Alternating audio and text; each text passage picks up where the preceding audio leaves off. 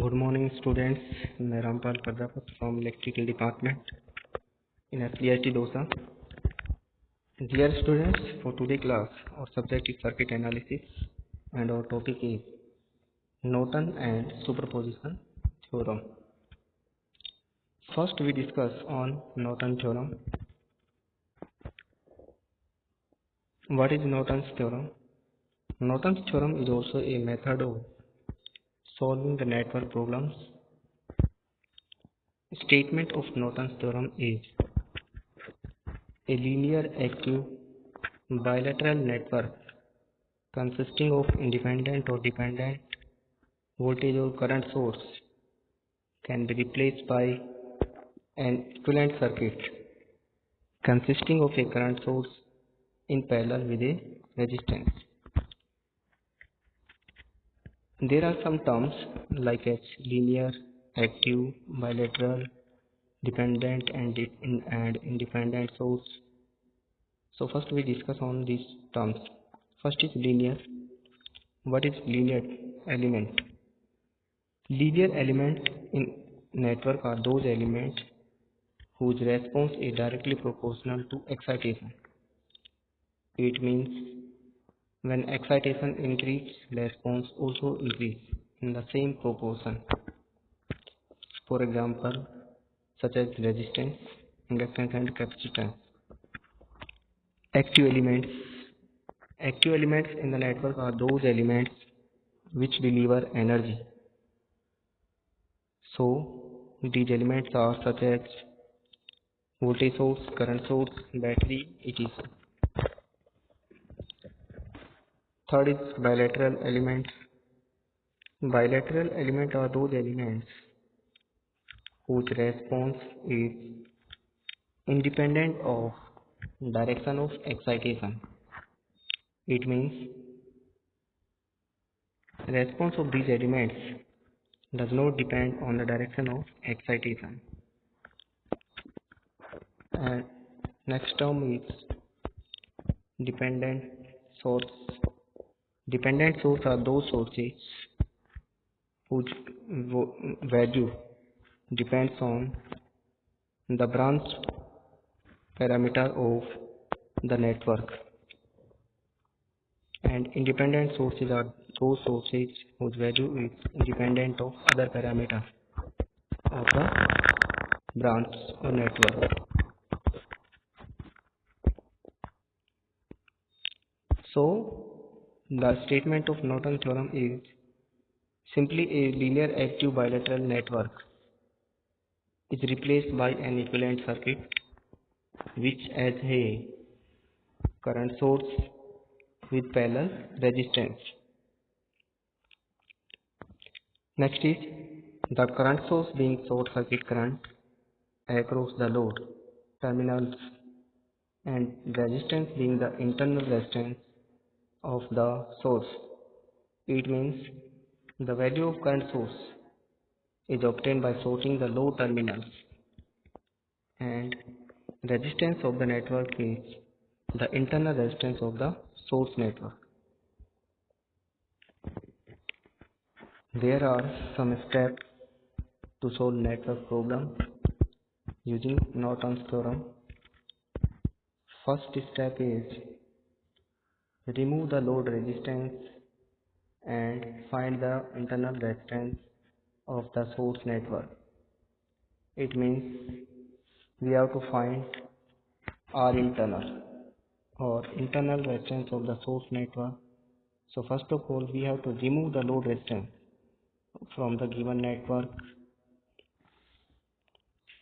Second step is sort the load terminal as find and short circuit current flowing through the sorted load terminals using conventional method. It means to find the value of short circuit current or source current. So we have to sort the load terminals of the given network, and then we have to find the value of current IFC by any conventional method. Conventional methods are such as KCL, KVL, nodal analysis and mesh analysis. These are the conventional methods. Step 3 is Norton equivalent circuit is drawn by keeping R internal in parallel to ISC. In third step, we will draw Norton's equivalent circuit which has a current source of ISC and a parallel resistance of Rin.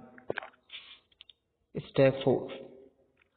Reconnect the load resistance RL across the load terminals and current through IL is given by IL is equal to ISC Rin upon Rin plus RL. It means in last step we will connect load resistance in parallel to R internal and we have to find the value of current IL using current division rule. What is the current division rule? According to current division rule, if we have to divide the value of current in two parallel branches which have a resistance of R1 and R2, we want to find the value of current in R1. So we will find current as total current of the source into parallel branch of that branch, that is R2. It means we have to find the value of current in R1. So total current of source into R2 upon R1 plus R2. Similarly here IL is ISC into R internal upon R internal plus RL. Now the given network show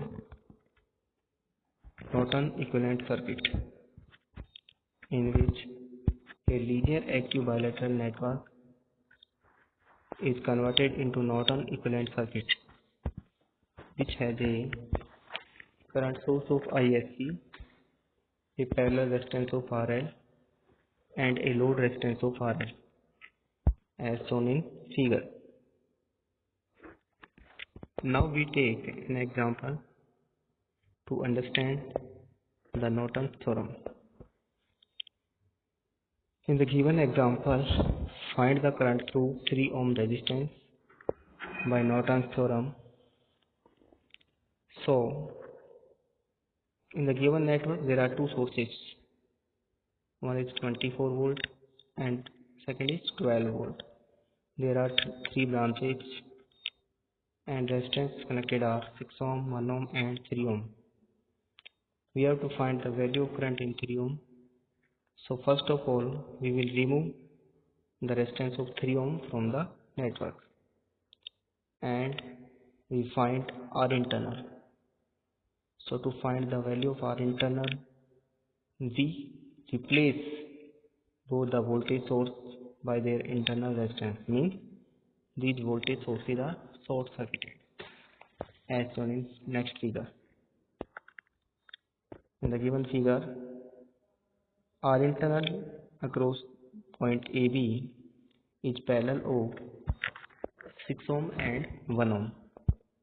So the value of Rin is 6 into 1 upon 6 plus 1, that is 0.857 ohm. In step 2, we want to find the value of ISC or short circuit current. So we know that point A and B both are equipotential points because there is no element in this branch. So the value of IS or ISC is the sum of I1 plus I2, where I1 is due to source 24 volt and I2 is due to source of 12 volt. So the IN is I1 plus I2, that is 24 upon 6 plus 12 upon 1. So the value of IN is 16 ampere. Now we draw Norton equivalent circuit. As shown in figure, Norton's equivalent circuit consists of a 6 ampere current source and a parallel resistance of 0.857 ohm. Now in this next step, we reattach the load resistance in the network across point AB, and we want to find the value of current IL in the 3 ohm resistance. So there are 3 branches in parallel. One branch consists of a current source of 16 ampere, and second branch consists of a Rin of 0.857 ohm, and third branch is load branch, that is 3 ohm.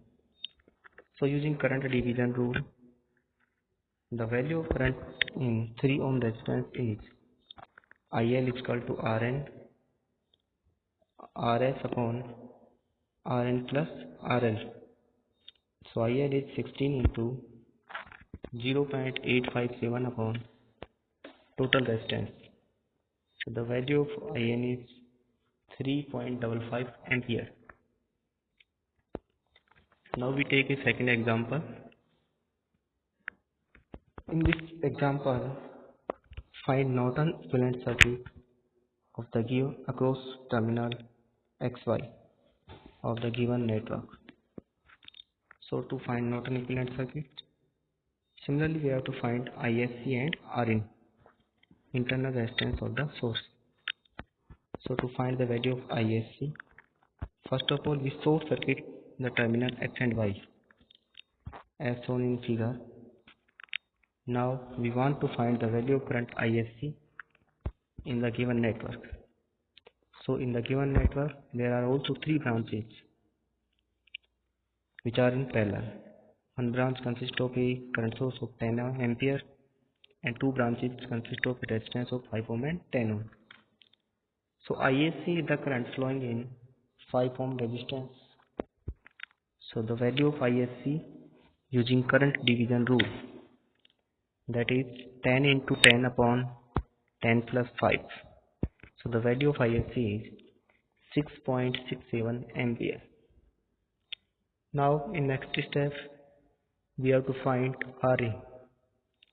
To find the value of R internal, we remove current source from the network and its terminals are open as shown in figure. Now the Rin is the series combination of 5 ohm and 10 ohm. So the value of Rin is 10 plus 5, that is 15 ohm.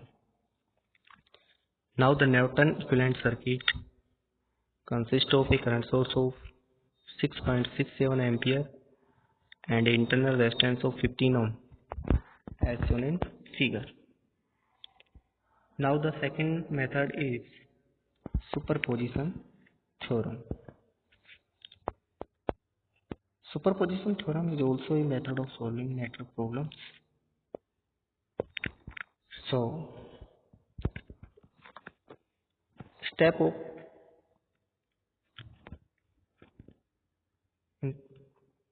superposition theorem, statement of superposition theorem is, if a number of voltage or current sources are acting simultaneously in a linear network, the resultant current in any branch is the algebraic sum of the currents that would be produced in it. Remember that superposition theorem is applicable in linear network only, and statement is a network consisting of 2 or more than 2 sources, and we have to find the value of current in any branch of the network. Then first of all we have to consider only one source in the network and other sources are replaced by their internal resistance. It means a voltage source is replaced as short circuit and a current source is replaced as open circuit, and we find the value of current in that branch. These steps are applicable for each source, and in final stage the total current or net current in the branch is the algebraic sum of all the currents obtained in each step. Now, when each source acts as alone, replacing all other independent sources by their internal resistance. Now there are some steps to solve network problem. First step is take only one independent source and deactivate the other independent sources. It means in the given network we have only one source and other sources are replaced by their internal resistance as before discussed. In second step, for voltage source, remove the source and short circuit the respective circuit terminals. It means in the network, if other sources are voltage source, then we have to remove that source and terminals are shorted. In third step, for current source, remove the source and respective terminals are open. It means if other sources are current source, then we have to remove that source and its terminals are kept open. In step 4, repeat the above step for each of the independent source. Means these steps are applicable for each source. In step 5, to determine the net branch current, add the current obtained in each step. If currents obtained are in same direction, just add. If current in any step is obtained opposite, subtract it. It means when we find net current, then net current is the algebraic sum of all the currents obtained in each step.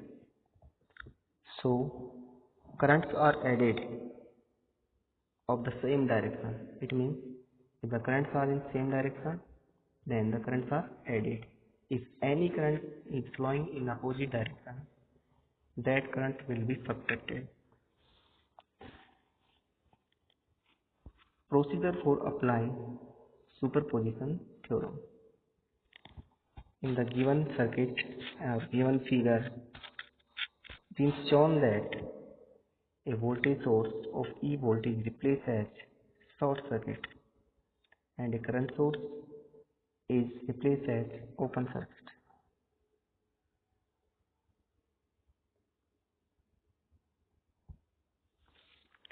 Now we take an example to understand superposition theorem. In the given example, find the value of current in R ohm resistance. So there are two voltage sources of V1 volt and V2 ohm volt and a resistance of R ohm. Now we want to find the value of current in R ohm. So according to superposition theorem, we will kept only one source at a time. So first we have a voltage source of V1 in the network and V2 is replaced as short circuit. Now the value of current in R due to voltage source of V1 is V1 upon R, that is in clockwise direction. Similarly, in step 2, we sort the V1 and we want to find the value of current I2 due to source V2. So the value of current I2 is V2 upon R. But according to polarity, the value of current I2 is minus V2 upon R. So the net current in R ohm is I1 plus I2, that is V1 upon R minus V2 upon R.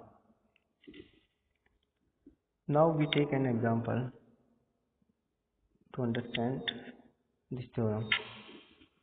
In the given example, find the value of current in 2 ohm resistance. So first of all, we see that there are two sources in the given network. One is a current source of 1 ampere and second is a voltage source of 1 volt. So according to procedure, first we remove current source from the circuit and we find the value of current I1 due to source of 1 volt in 2 ohm resistance. Now we look that in the given network there are 3 branches. One branch consists of a voltage source of 1 volt. In second branch there is a resistance of 3 ohm, and in third branch two resistance 2 ohm and 1 ohm are connected in series but are in parallel to source. So the resistance branches are in parallel to 1 volt source. So directly we can find the value of current I1. So I1 will be V1 V upon R, where R is 2 plus 1 ohm. So the value of current I1 is 1 upon 3 ampere, which is in anti-clockwise direction.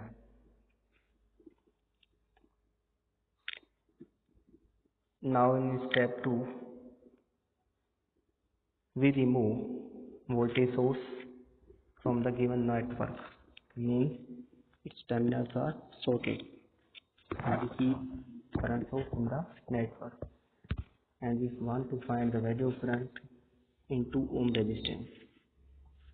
We see that when we short the terminals, then the 3 ohm branch is removed from the circuit because there is no role of 3 ohm branch because its terminals are shorted.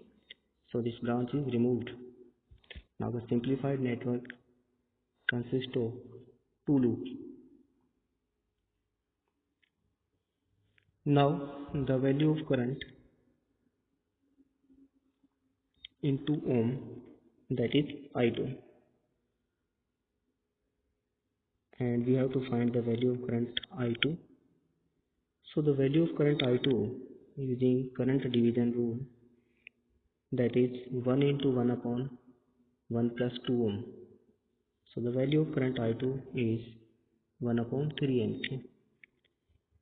Remember that this current is in clockwise direction and I1 is in anti-clockwise direction. So the net current in 2 ohm resistance is I1 minus I2, that is I is equal to 1 upon 3 minus 1/3. So that is 0 ampere. Now we take another example. In the next question, find the value of current in 5 ohm resistance using superposition theorem. In this network, there are two sources. One is voltage source of 10 volt and a current source of 1 ampere and a resistance branch of 5 ohm. So according to procedure, we keep only one source in the network. So first we remove voltage source from the circuit and current source is shown in the network.